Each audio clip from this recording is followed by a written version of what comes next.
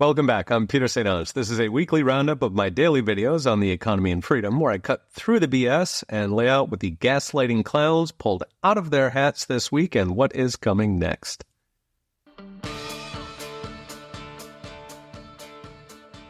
Layoffs soared 183% last month. That was triple the previous month. In fact, it was the worst October for layoffs in 22 years. Yes, worse than the 2008 financial crisis. Are we done with the whole jobs thing?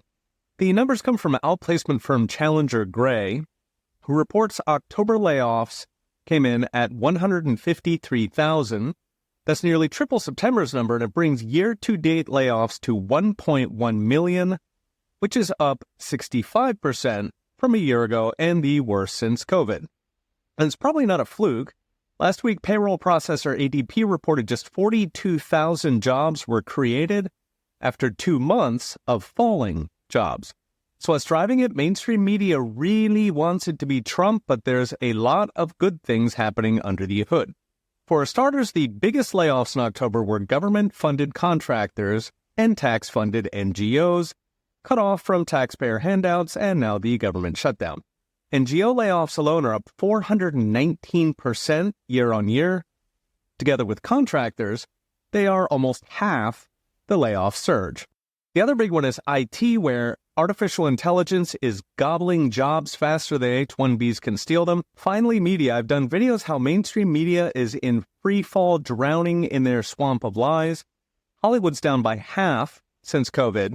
Left-wing newspapers and cable TV are down closer to 70%. In other words, aside from AI chowing down on IT and warehouse, it's feel-good stories, government workers, NGOs, and media. Finally, the biggest feel-good story of the year, deportations. DHS says 2 million illegals have already left. While this is great for taxpayers and crime victims, it hits layoffs because that's 2 million fewer people going to Wendy's, getting haircuts, getting their teeth fixed with your tax dollars. So given all this noise, normally you would look at indirect numbers like quit rates, so people quit their jobs when they think that it's easy to find one, or work weeks, companies cut hours before they cut jobs. Unfortunately, both are paused in the shutdown, so we are driving in the dark. So what's next? Even with the noise, the headlines on jobs and layoffs are dire enough to accelerate the Fed's rate cuts, currently predicted for another quarter point next month and 2 more by July. This matters because every point of rate cut is worth about 1 million jobs, at the cost of future inflation when, as always, they cut too much and dollars flood out. We'll get more clarity when government numbers restart. The noise itself, the shutdowns, NGOs, tariffs, deportations, and the ever-popular AI, will get even worse.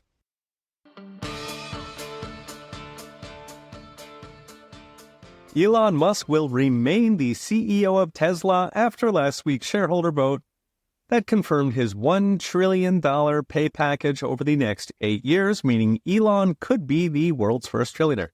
More important, it means Elon will continue taking one of the world's most valuable and most innovative companies from electronic vehicles into AI, robots, brain-computer interfaces to cure strokes and autism, and even commercialization of space that altogether could be worth many trillions of dollars.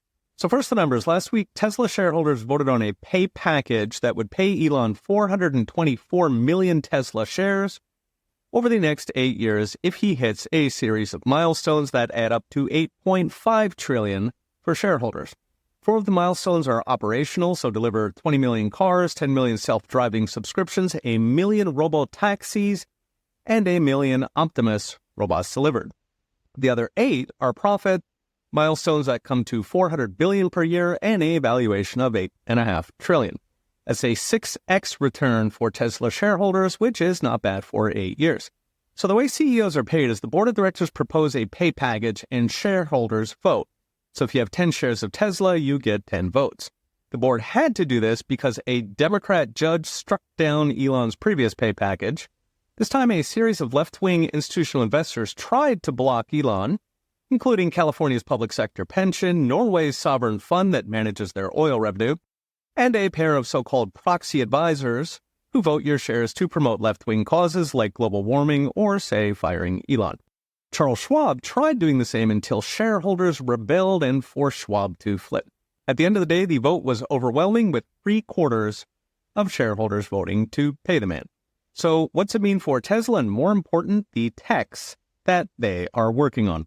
Probably the biggest are AI and robots. So Elon is pivoting Tesla to AI, partnering with xAI, also known as Grok, and its colossal data centers, which is important for true self-driving and those robo-taxis. Meanwhile, he's pouring engineering into the Optimus robot, where AI is also a big part, aiming for millions of units at a price of $20,000, so the cost of a second car. In fact, Elon said he thinks robots will be much bigger than EVs for Tesla, which sounds about right. Beyond the bots, he's aimed at massive reductions in battery costs, which are the Achilles heel of so-called green energy, the Neuralink brain-computer interface, which could effectively cure strokes or autism, and space, where Elon floated orbiting AI data centers once Starship gets to his target $10 per kilogram, which makes putting stuff into orbit roughly the cost of flying from New York to Tokyo. This matters because AI data centers are being built on Earth that use more power than a city, while solar and space can generate 5 to 10 times what it can on Earth. So aside, when I used to teach MBA strategy, Steve Jobs was the innovation god. Elon is orders of magnitude arguably the greatest inventor since Edison. Even beyond his defense of free speech, Doge, or his efforts to repopulate Earth with babies, some of it ends on, this is great news for humanity.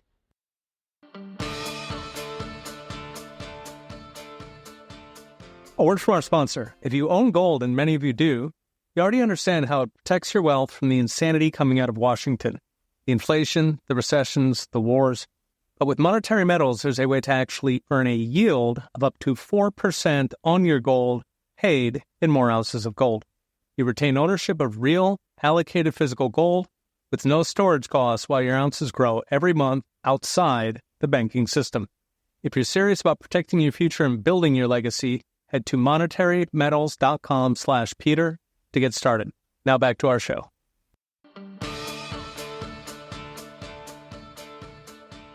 Donald Trump wants to end the filibuster to reopen the government, the nuclear option that would transform the Senate from a permanent roadblock to actually delivering Republicans power. Alas, roadblocks go two ways, and this one could backfire spectacularly. The day before Halloween, Donald Trump truthed, quote, "Initiate the nuclear option, get rid of the filibuster," adding it is a defensive move since the Democrats will do it as soon as they get power. So the background here is Republicans currently control the Senate with 53 seats, but the filibuster requires 60 votes to pass almost anything, meaning you need Democrat votes. In other words, the Senate filibuster is the uniparty. Now, the filibuster has been around informally since 1917, but it was rarely used since it blocked all legislation. The Senate ground to a halt. That changed in 1975 to let other bills keep going, which transformed the filibuster from a Senate shutdown into a simple veto. Since then, it's been used over 1,000 times to block anything that does not have uniparty blessing or that offends any special interest. The result is Congress is designed to do nothing. Well, nothing good. A prominent 2014 study, Gillens and Page, analyzed over 1,000 bills and found zero correlation between popularity and the odds of becoming law. In other words, thanks to the filibuster, Congress acts like voters do not exist. So we can only imagine what Trump's presidencies would have looked like without the filibuster. His first term would have replaced Obamacare, built the wall once and for all, ended sanctuary cities. They could have passed national right to work, mass repealed global warming mandates, even the Holy Grail REINS Act, which requires Congress to actually pass regulations instead of letting bureaucrats and activists pull them out of their butts. In Trump's current term, without a filibuster, they could have thrown millions of illegals off Medicaid, mandated nationwide voter ID for elections, opened up millions of acres to drilling and mining, ending our reliance on the Middle East and China, and, of course, they could have skipped the shutdown. Dems would have no leverage without the 60-vote hurdle. Now, changing the filibuster is easy. 51 votes changes the rule, and Republicans have 53, so they could do it tomorrow and pass all of their favorite goodies. The problem, of course, is at some points Democrats will win an election, and then they will pass all of their goodies. From mass amnesty for illegals to turning D.C. and Puerto Rico into states to packing the Supreme Court which effectively repeals the Constitution. The counterargument, of course, is that Democrats will do this anyway next time they win because they told us they would in 2024. In fact, Democrats already weakened the filibuster for political appointees and judges, which is why we have so many activist judges, while Kamala herself was openly proposing to pack the court, which would obviously imply Democrats ending the filibuster. In other words, if there's a knife on the ground, the other guy's reaching for it, you better grab it first. So as next, complete repeal of the filibuster is in play. It's currently running 19% odds on prediction market Kalshi. And if it does go, we stand a chance of dismantling the entire post-FDR administrative state piece by piece. Small government advocates traditionally defend the filibuster as a block on Washington, but increasingly, it appears the knife is already in play. The question is who grabs it first.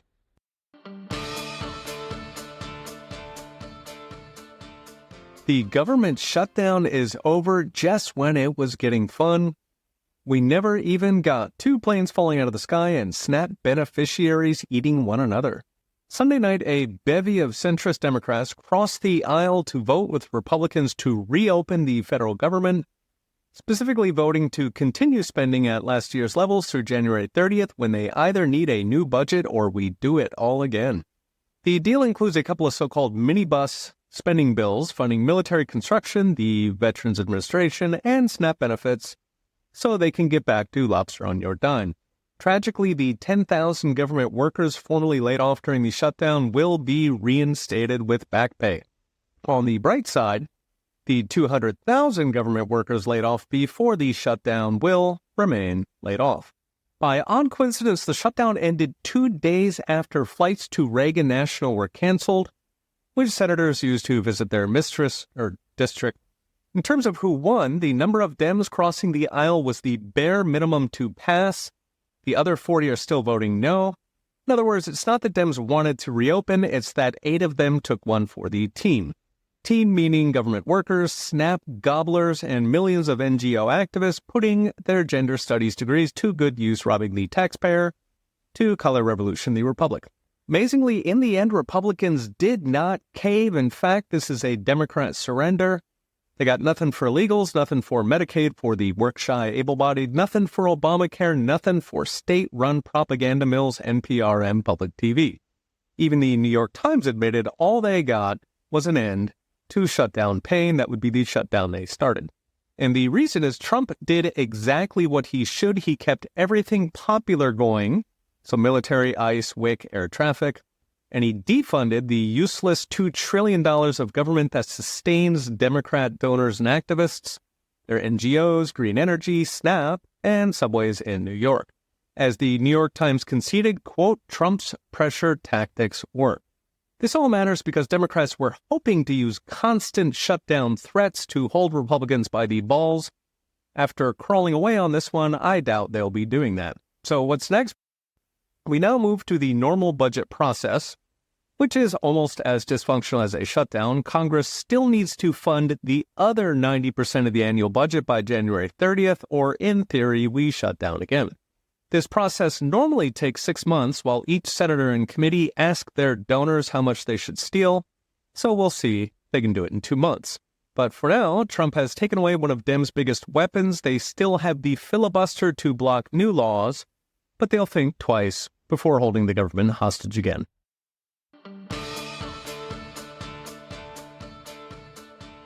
A word from our sponsor. One of the best ways to secure your Bitcoin is with a hardware wallet, a physical device that lets you keep your coins offline without internet connection. One of the most trusted names in hardware wallets is CoinKite, maker of the famous block clock.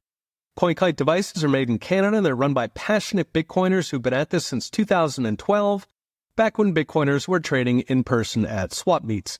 You can pick up hardware wallets and plenty of other goodies at coinkite.com/ProfSaintAnge. That's CoinKite.com/ProfSaintAnge. Okay, back to our show.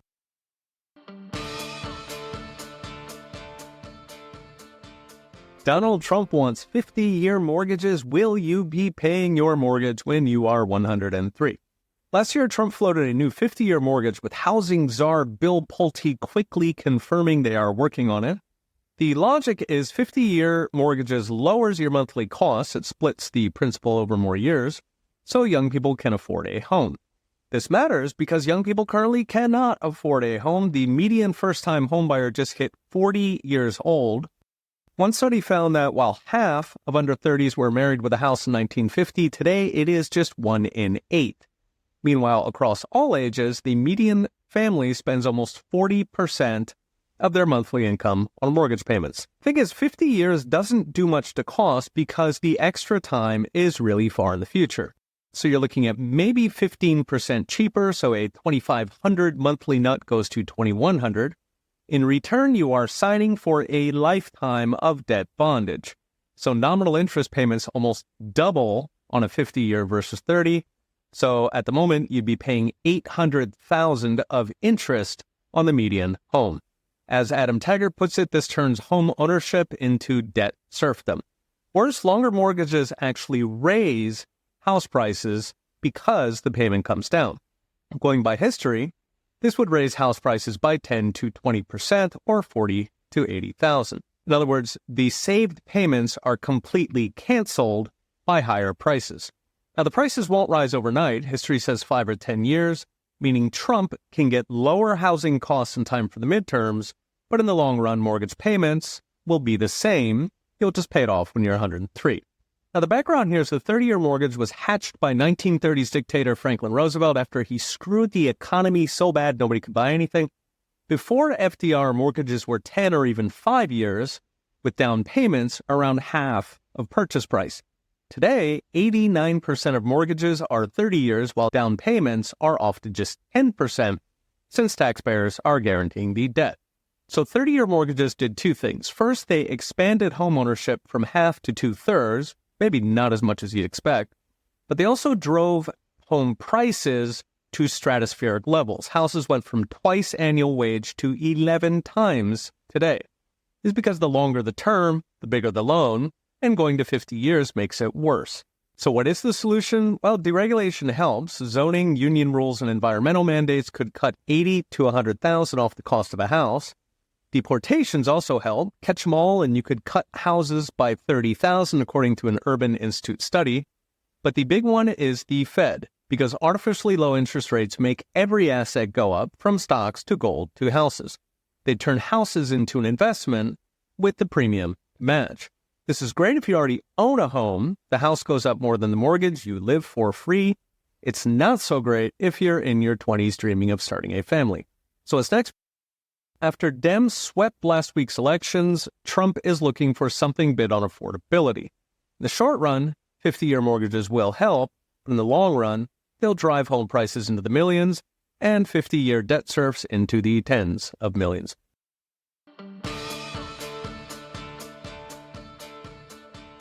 Thanks for tuning in. Remember to subscribe so you don't miss an episode, and go to petersanons.com for daily videos and in-depth articles with charts and all the gory details. Okay, we'll be watching.